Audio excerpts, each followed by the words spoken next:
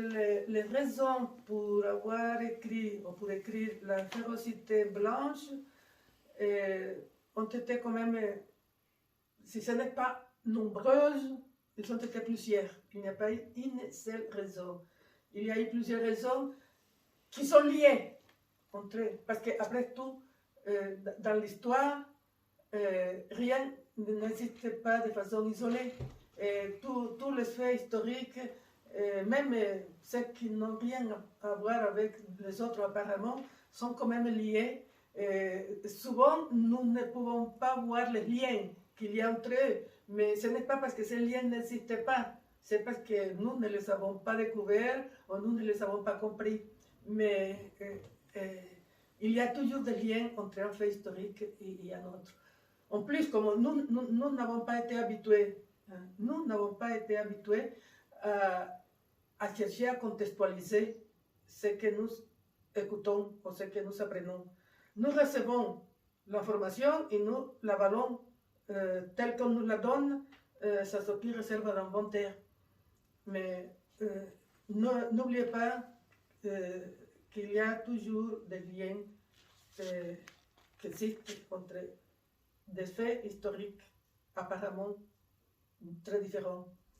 Alors, pour la férocité, les raisons initialement que j'ai eu pour vouloir écrire quelque chose que je ne savais pas comment allait s'appeler, c'était parce que l'existence du régime d'apartheid là-bas en Afrique du Sud, c'était quelque chose de très, très ignoré. Le régime d'apartheid a existé depuis 1948. Et en 1977, lorsque j'ai découvert l'existence du régime d'apartheid en Afrique du Sud, je n'avais pas entendu ce mot, même parmi les révolutionnaires, les intellectuels de gauche que j'avais rencontrés et avec qui j'avais eu des discussions. Et ce qui m'a impressionné le plus, c'est que dans les facultés de droit, dans les universités, il n'a jamais été question, alors que nous étions en 1977, et depuis 1948, ces crimes contre l'humanité existaient en tant qu'institution, en tant qu'État. Malgré tout ça,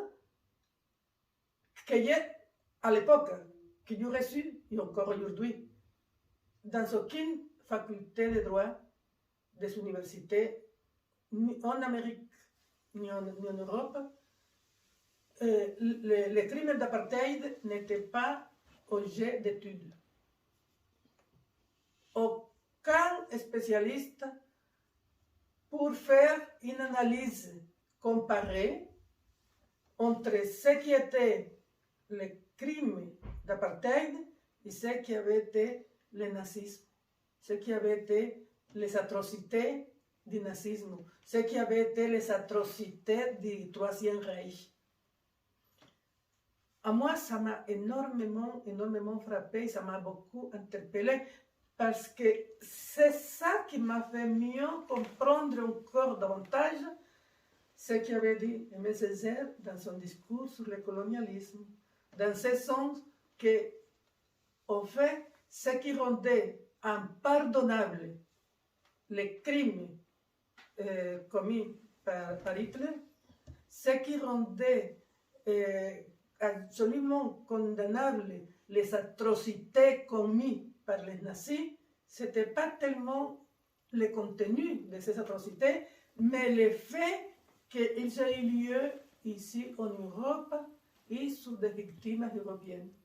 Parce que si cela n'était pas vrai, comment pouvait-on expliquer alors que justement ceux qui avaient battu militairement l'Allemagne nazie, les puissances alliées qui avaient combattu et battu militairement l'Allemagne nazie, pouvaient devenir, et étaient devenus, de fait, les complices de ceux qui, en Afrique du Sud, hein, avaient été des terroristes sud-africains qui s'étaient engagés aux côtés des nazis, aux côtés du Troisième Reich. Des terroristes nazis, dont Balthasar Forster, qui était à l'époque Premier ministre en Afrique du Sud et qui avait été arrêté par les Britanniques à l'époque, lors de la guerre, pour qu'ils mettent fin aux attentats terroristes de sabotage qu'ils faisaient contre les Alliés pour aider l'armée nazie.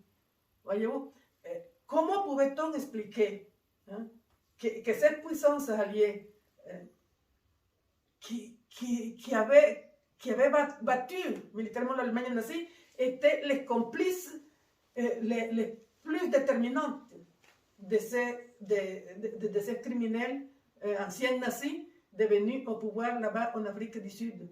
Que dans le Conseil de sécurité, par exemple, la France, l'Angleterre et les États-Unis, les trois puissances alliées qui avec la Russie avaient vaincu l'Allemagne hitlérienne, au Conseil de sécurité des Nations Unies, ils utilisaient tout leur pouvoir, surtout ils usaient et abusaient du pouvoir de veto pour s'opposer aux sanctions que les peuples du monde, à commencer par les peuples de l'Afrique, demandaient contre le régime d'apartheid. Il n'a jamais été possible à l'époque d'avoir une résolution condamnant le régime d'apartheid ou approuvant des sanctions contre le régime d'apartheid à cause de la complicité des puissances alliées qui accusaient et abusaient de leur droit de veto au Conseil de sécurité. Donc, ce sont ces choses qui m'ont poussé à vouloir écrire, parce qu'à l'époque, en 1977, voyez-vous, surtout en 1978, alors qu'il y avait déjà lu plusieurs ouvrages qui m'ont chauffé, réchauffé la tête jusqu'à me la faire presque exploser. Je voulais dire des choses, je voulais écrire. Hélas, c'est très difficile d'écrire, en tout cas pour ceux qui, comme moi, n'ont pas une formation d'écrivain, de littéraire. Écrire, pour moi, est trop difficile, compliqué. Et c'est pas parfois la même chose de dire comme ça, quand on parle, dire des choses, que d'aller les formuler à l'écrit par la suite. Si bien que j'ai dû me résigner à continuer à lire et à essayer d'accumuler de l'information. Mais il est arrivé un moment où je crois que j'avais accumulé pas mal d'informations, mais je n'arrivais pas à m'en servir. Parce que parfois, évidemment, il faut avoir l'information. Si on n'a pas l'information, je ne vois pas comment on va partager quoi que ce soit. Mais parfois, on a l'information et malgré tout, on n'arrive pas à trouver les moyens de partager cette information.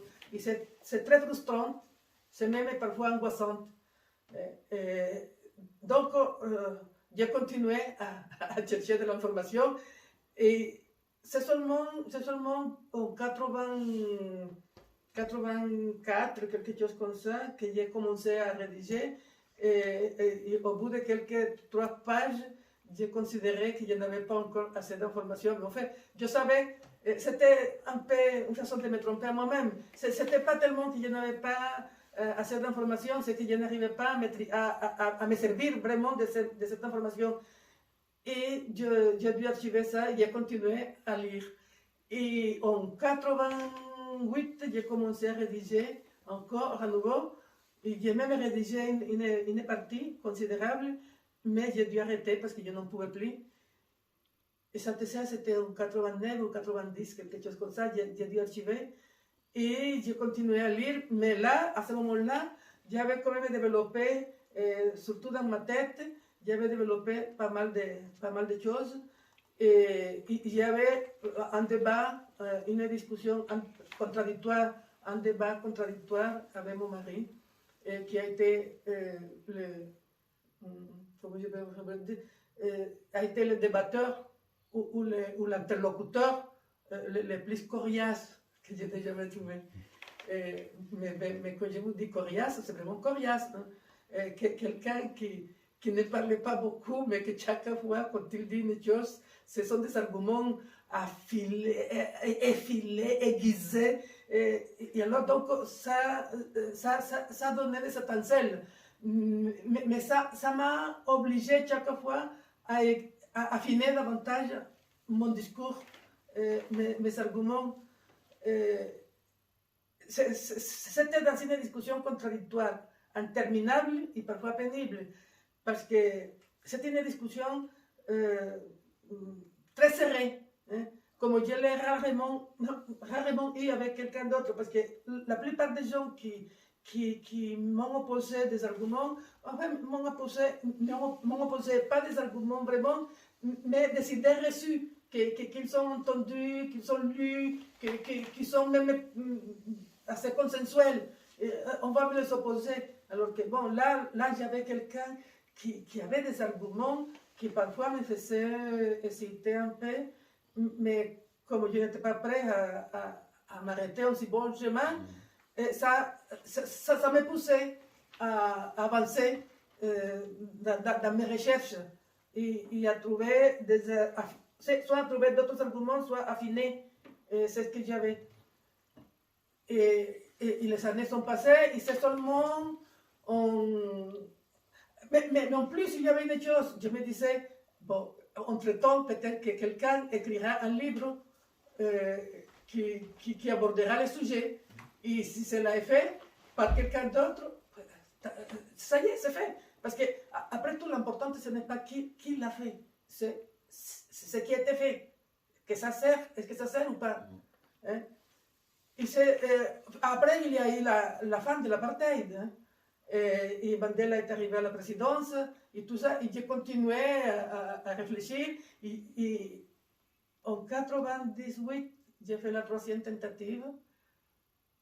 Et là, ça a été assez. 97 et 98, 99. Cette fois-ci, moi, je n'ai pas archivé. J'ai travaillé d'arrache-pied. Et finalement, voilà, ça s'était abouti. Donc, la férocité a été le résultat d'une réflexion qui a été vraiment longuement nourrie, hein, parce que ça avait commencé en espagnol. Ça avait commencé en espagnol dans ma tête en 1978 à peu près, 78-79. Et cela s'est fini à peu près en 2000. En 2000, et là, il a fallu. Et après, en 2001, il a été publié le livre. Donc, la construction de la férocité blanche, franchement, ça a été un processus. Jusqu'à la fin, presque, je n'étais pas certaine, je n'étais pas sûre, je n'étais pas certaine de pouvoir faire ce livre. Parce que dans une discussion justement avec mon mari, je lui avais dit, je veux que ce soit un travail qui ne puisse pas être contesté de façon sérieuse, de façon argumentée, avec des arguments valables. Parce que si c'est là le cas, ça veut dire que bon, mes arguments n'ont pas été bien développés. Alors il m'a dit, de toute façon, il y aura toujours des arguments contre, il y aura toujours... Oui, il m'a dit ça, mais je lui ai dit, non, tu ne m'as pas compris. Qu'il y aurait des arguments contre, ça c'est inévitable. Mais des arguments qui montrent que ce que j'ai dit là, quelque part, est faux. Voilà, c'est ça. Et jusqu'aujourd'hui, pour autant que je sache, alors qu'il a été traduit en allemand et puis dernièrement en anglais, pour autant que je sache, personne n'a montré où ou est-ce que j'ai dit quelque chose de faux, hein? Quelque chose qui ne serait pas vrai. Et si jamais j'ai dit quelque chose qui n'était pas vrai, c'est quelque chose qui avait été validé pendant des années par d'autres qui ne pensaient pas comme moi et qui n'avaient pas été contestés. Alors que c'était des auteurs qui ne pensaient pas comme moi. Et dans ce cas-là, si cet événement que j'ai avancé et sur lequel je me suis appuyé pour dire ceci, cela, si cet événement n'est pas vrai, s'il est faux et s'il n'a pas eu lieu, ce n'est pas moi qui ai menti. Ce sont les autres qui l'ont présenté comme une vérité qui n'a pas été contestée et qui était devenue des vérités consensuelles. De cette façon-là, je n'ai pas eu des adversaires qui m'auront contesté avec des arguments. Parce que moi, si vous avez le temps, je peux vous égrener, peut-être pas aujourd'hui, mais un autre jour, je peux vous égrener la quantité d'arguments qu'on m'a sortis, qu'en fait, ce ne sont pas des arguments, ce sont des idées reçues qui n'ont aucun poids.